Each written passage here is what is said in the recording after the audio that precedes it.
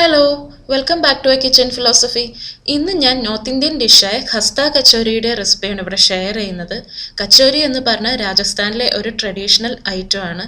ഇത് അവിടെ അവർ ബ്രേക്ക്ഫാസ്റ്റ് ആയിട്ടും ഈവനിങ് സ്നാക്ക് ആയിട്ടും സെർവ് ചെയ്യുന്ന ഒരു ഐറ്റം ആണ്. ഇത് നല്ല ക്രിസ്പി ആയിട്ടുള്ളൊരു കച്ചോരിയാണ് കേട്ടോ. അതുകൊണ്ട് തന്നെയാണ് ഇതിനെ ഖസ്ത കച്ചോരി എന്ന് പറയുന്നത്. അപ്പോൾ നമുക്ക് റെസിപ്പിയിലേക്ക് പോയാലോ?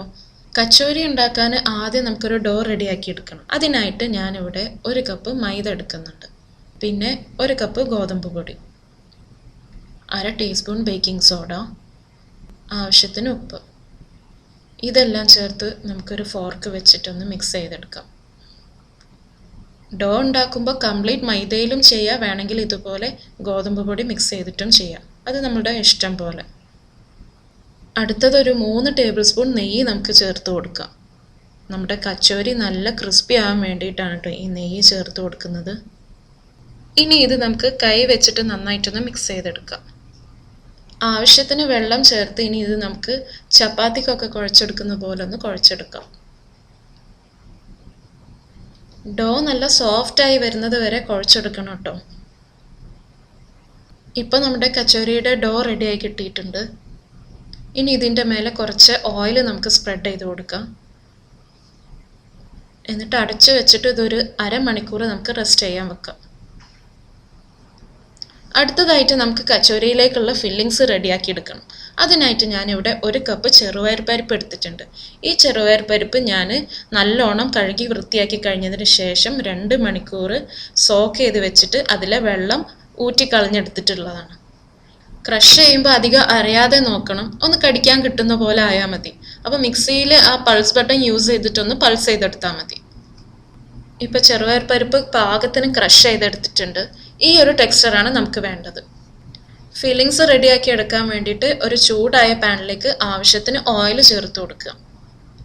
ചൂടായ ഓയിലിലേക്ക് 1/2 ടീസ്പൂൺ ചെറിയ ജീരകം, 1/2 ടീസ്പൂൺ പെരുംജീരകം, 1 ടീസ്പൂൺ കൊത്തമല്ലി ചതച്ചെടുത്തിട്ടുള്ളത്, ഇതും ചേർത്തൊന്ന് ഒരു 1-2 മിനിറ്റ് ഒന്ന് നമുക്ക് വഴറ്റിയെടുക്കാം. ജീരകവും കൊത്തമല്ലിയൊക്കെ നന്നായിട്ട് മൂത്ത് വന്നിട്ടുണ്ട്. അടുത്തത് 1 ടീസ്പൂൺ പച്ചമുളക് ചതച്ചതും ചേർത്ത് കൊടുക്കാം. അതൊന്ന് വഴറ്റിയെടുക്കാം.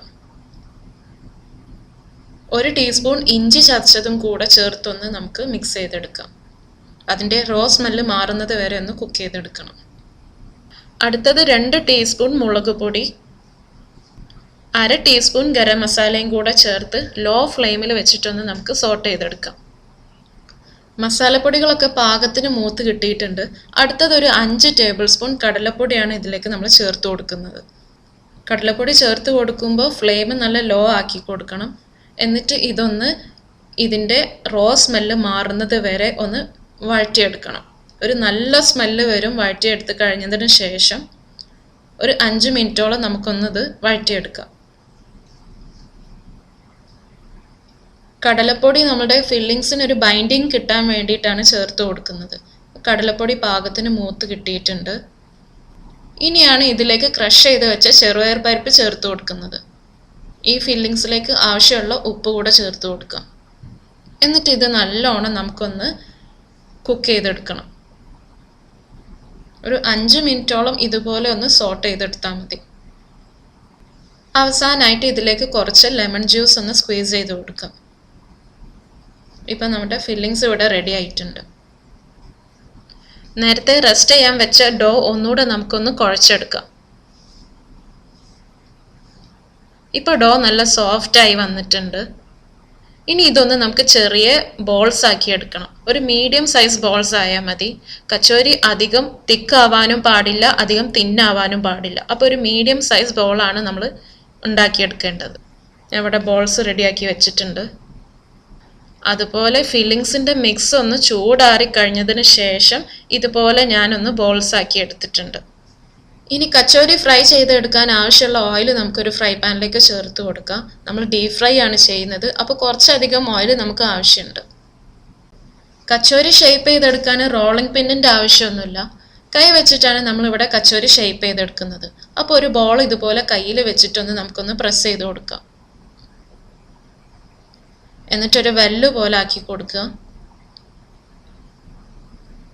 ഫില്ലിങ്സിൻ്റെ ബോൾ ഇരിക്കാൻ ഒരു സ്പേസ് കിട്ടുന്ന പോലെ ഒന്ന് ഷേപ്പാക്കി എടുക്കണം. ഫില്ലിങ്സിൻ്റെ ബോൾ ഇതിലേക്ക് നമുക്ക് വെച്ചിട്ടൊന്ന് പ്രസ് ചെയ്ത് കൊടുക്കാം. എന്നിട്ടൊന്ന് കൂട്ടി പിടിച്ചിട്ടൊന്ന് പിൻ ചെയ്ത് കൊടുക്കണം. അപ്പോൾ എക്സസ് ഡോ ഉണ്ടെങ്കിൽ ഒന്ന് പിൻ ചെയ്ത് കളഞ്ഞാൽ മതി. ഇതിപ്പോൾ കറക്റ്റാണ്. നന്നായിട്ട് ഉരുട്ടിയിട്ട് ഒരു ഷേപ്പാക്കി എടുക്കുക. ഇനി ഇതൊന്ന് കൈ വെച്ചിട്ട് നന്നായിട്ടൊന്ന് പ്രസ് ചെയ്ത് കൊടുക്കുക. ഒന്നുകൂടെ സൈഡ് പിടിച്ചിട്ടൊന്ന് റൗണ്ട് ഷേപ്പാക്കി എടുക്കുക. എന്നിട്ട് ഒന്നുകൂടെ ഒന്ന് നമുക്ക് കൈ വെച്ചിട്ട് പ്രസ് ചെയ്ത് കൊടുക്കുക. കച്ചോരി ഫ്രൈ ചെയ്തെടുക്കാൻ ഓയിൽ അധികം ചൂടാവാൻ പാടില്ല. ഇതുപോലെ ചെറിയ ബബിൾസ് വരുമ്പോഴാണ് ഓയിലിലേക്ക് നമ്മൾ കച്ചോരി ഇട്ട് കൊടുക്കേണ്ടത്. മീഡിയം ഫ്ലെയിമിൽ വെച്ചിട്ടാണ് ഫ്രൈ ചെയ്തെടുക്കേണ്ടത്. ഒരു സമയം 3-4 നമുക്കിട്ട് ഫ്രൈ ചെയ്തെടുക്കാവുന്നതേ ഉള്ളൂ. കച്ചോരീനെ ഡിസ്റ്റർബ് ചെയ്യാത്തതുപോലെ ഒരു 10 മിനിറ്റോളം ഈ ഓയിലിൽ കിടന്നിട്ട് ഈ കച്ചോരി കുക്ക് ചെയ്ത് വരണം. ഓരോന്നായിട്ട് നമുക്ക് ഈ ഓയിലിലേക്ക് ചേർത്ത് കൊടുക്കാം.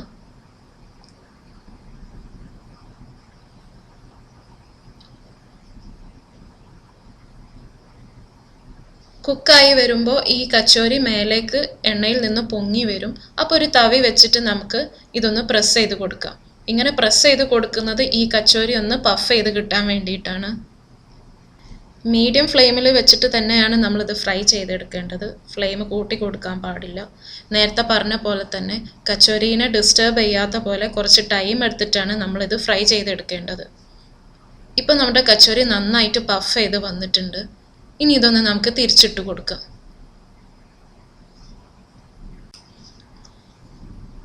ഈ ഭാഗവും നമുക്ക് മീഡിയം ഫ്ലെയിമിൽ വെച്ചിട്ട് തന്നെ ഫ്രൈ ചെയ്തെടുക്കാം. ഇപ്പം നമ്മുടെ കച്ചോരി റെഡി ആയിട്ടുണ്ട്.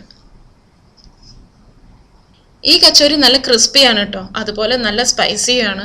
അപ്പോൾ എല്ലാവരും ഇത് ട്രൈ ചെയ്ത് നോക്കുക. ട്രൈ ചെയ്തിട്ട് ഫീഡ്ബാക്ക്സ് അറിയിക്കുക. ലൈക്ക് ചെയ്യുക, ഷെയർ ചെയ്യുക, കമൻറ്റ് ചെയ്യുക. എൻ്റെ ഈ ചാനൽ നിങ്ങൾ ആദ്യമായിട്ടാണ് കാണുന്നതെങ്കിൽ ഒന്ന് സബ്സ്ക്രൈബ് ചെയ്യുക. അപ്പോൾ നെക്സ്റ്റ് വീഡിയോ ആയിട്ട് വരുന്നത് വരെ it's Lulu Marjan signing off. Bye, take care.